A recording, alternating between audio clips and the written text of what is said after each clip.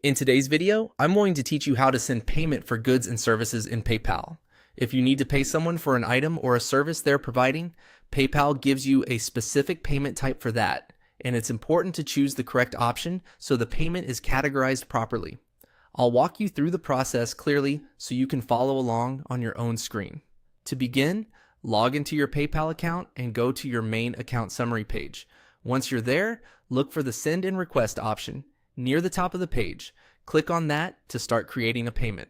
This section is where PayPal lets you either send money to another person or request money from someone else. So for this tutorial, we're focusing on the sending side.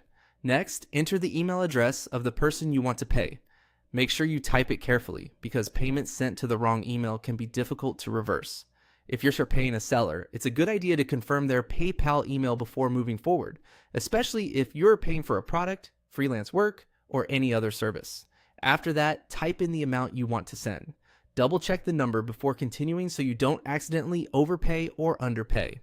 This is also a good moment to make sure you and the seller have already agreed on the final total, including any shipping charges, service fees, or other costs that may apply. Once the amount is entered, click Send. This takes you to the next stage of the payment flow, where PayPal asks you to choose how the payment should be categorized.